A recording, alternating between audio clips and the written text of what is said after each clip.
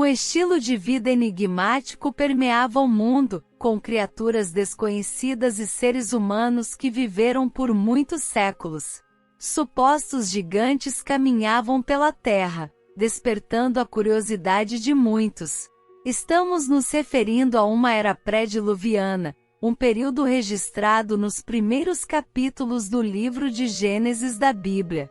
De acordo com o texto bíblico, nessa era, a civilização humana alcançou grandes feitos, mas também cultivou uma cultura de pecado. Mas como era a vida das pessoas naquele tempo? O que elas faziam? O que teria acontecido no mundo antes do grande dilúvio? É exatamente isso que vamos descobrir no vídeo de hoje. Já te convido a se inscrever no canal e, se gostar do vídeo, deixe o seu like. Nos primeiros capítulos do livro de Gênesis, a Bíblia relata os acontecimentos ocorridos durante o período anterior ao dilúvio. Segundo os relatos bíblicos, nessa era remota, a humanidade atingiu notáveis feitos, ao mesmo tempo em que se envolveu em um estilo de vida marcado por pecados. A era pré-diluviana teve início com a criação do mundo por Deus. De acordo com a Bíblia, o primeiro casal, Adão e Eva, foi colocado no Jardim do Éden, um lugar de beleza incomparável e harmonia perfeita. A Terra era um paraíso, onde os seres humanos conviviam em paz com a natureza. Após serem expulsos do Jardim do Éden, Adão e Eva tiveram filhos e sua descendência se multiplicou. A Bíblia relata que viveram por centenas de anos e tiveram muitos descendentes, formando assim as primeiras famílias e comunidades. O primogênito desse casal foi Caim, conhecido infelizmente como o primeiro homicida do mundo. Ele planejou de maneira covarde o assassinato de seu próprio irmão, Abel. De acordo com a Bíblia, Deus moldou o homem como um ser inteligente e moralmente responsável desde o início. Isso significa que, embora possamos evoluir intelectualmente ao longo do tempo, adquirindo conhecimento e inventando novas tecnologias, a ideia de evolução como espécie, defendida por algumas teorias científicas, não encontra respaldo bíblico.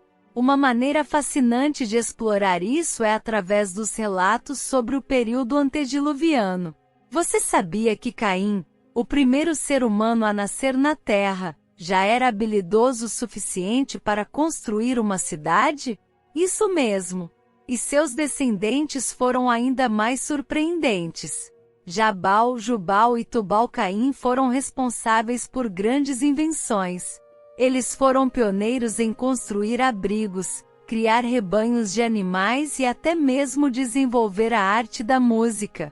Além disso, dominaram a técnica de trabalhar com metais como cobre e ferro, criando ferramentas avançadas para a época.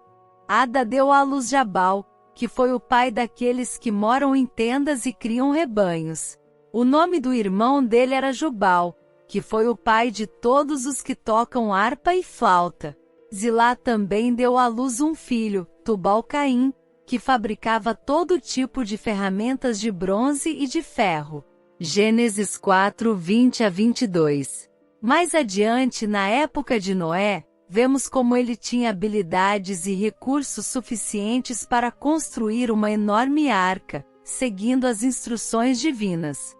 Embora os detalhes desse período sejam escassos na Bíblia, fica evidente que os seres humanos já tinham capacidade intelectual desde o início. É realmente intrigante imaginar as maravilhas que foram alcançadas naquela época.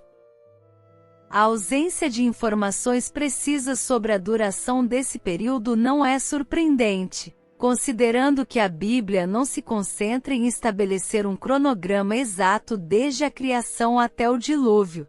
No entanto, é razoável supor que tenha sido um período bastante longo. Uma duração prolongada facilitaria e possibilitaria o avanço tecnológico, especialmente porque os seres humanos viviam muito mais tempo do que atualmente, de acordo com a maioria das interpretações. As passagens que abordam as genealogias das linhagens antediluvianas são as únicas que registram algum aspecto cronológico desse período. No entanto, é difícil extrair datas precisas desses relatos, uma vez que o objetivo principal dessas genealogias era rastrear a linhagem, não calcular exatamente o tempo decorrido entre um indivíduo e outro. Além disso, é possível que algumas gerações tenham sido omitidas nessas genealogias durante o processo de escrita. Acredita-se que ao mencionar que alguém gerou outro, os autores buscavam destacar a descendência, não necessariamente listando todas as gerações. Portanto, é provável que existam gerações adicionais entre aquelas mencionadas nas genealogias iniciais de Gênesis. Esses fatores contribuem para a compreensão de que o tempo decorrido entre a criação e o dilúvio foi consideravelmente longo. No período antes do dilúvio, os descendentes de Caim seguiram o exemplo de seu pai e se envolveram em práticas pecaminosas. Além de serem conhecidos por suas habilidades e conquistas nas artes, na música e na metalurgia, a linhagem de Caim se desenvolveu e se tornou uma civilização avançada, mas também se afastou de Deus. Enquanto isso, a linhagem de Sete, o terceiro filho de Adão e Eva, buscou manter uma vida piedosa e uma relação íntima com Deus. Eles se distanciaram do pecado e preservaram a adoração verdadeira. Embora em menor número, eles buscaram a retidão e a obediência aos mandamentos divinos. No entanto, ao longo do tempo, houve uma mistura entre as linhagens de Caim e Sete. As pessoas começaram a se casar indiscriminadamente, independentemente de sua devoção a Deus. A influência da linhagem ímpia de Caim gradualmente corrompeu a linhagem piedosa de Sete. A depravação espiritual se espalhou e o pecado se tornou predominante na sociedade antediluviana. Por exemplo, Lameque, um descendente de Caim, foi o primeiro a praticar a poligamia, além de ser um assassino cruel de duas pessoas. Disse Lameque às suas mulheres, Ada e Zilá, ouçam-me, mulheres de Lameque, escutem minhas palavras. Eu matei um homem porque me feriu, e um menino porque me machucou. Gênesis 4:23. A Bíblia também menciona que naquela época, os filhos de Deus se relacionaram com as filhas dos homens. Gênesis 6. Algumas interpretações sugerem que isso envolveu uma mistura entre seres espirituais e humanos, ou seja, a teoria de que anjos caídos tiveram relações com mulheres na terra. Dessa mistura, inclusive, surgiram os gigantes nefilins, que eram conhecidos como pessoas valentes e de grande reputação na antiguidade. No entanto, a maioria dos estudiosos concorda que a interpretação mais adequada ao texto bíblico é que essa mistura refere-se à decadência moral resultante do relacionamento entre pessoas justas vindas da linhagem de Sete e as pessoas ímpias da linhagem de Caim. Rapidamente a impiedade prevaleceu e caracterizou toda aquela civilização. Mas no período antediluviano, também encontramos pessoas genuinamente comprometidas com o Senhor. Um exemplo é Abel, o primeiro mártir que foi lembrado como um modelo de fé, mesmo nos tempos do Novo Testamento. Outro caso impressionante é o de Enoque, que teve uma relação tão próxima com Deus que foi levado diretamente para junto dele, sem passar pela experiência da morte. Além disso, foi nesse período que Noé nasceu, cresceu e se desenvolveu como homem. Nos anos finais do período antediluviano, Noé foi uma rara exceção, permanecendo fiel ao Senhor.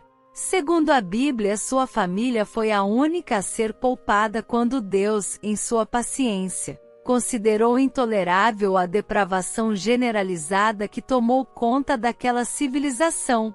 E assim chegou ao fim o período antediluviano, com a ira de Deus sendo derramada e a terra sendo destruída. É interessante notar que Jesus Cristo faz uma conexão entre o período pré-diluviano e o tempo que antecederá a segunda vinda do Messias.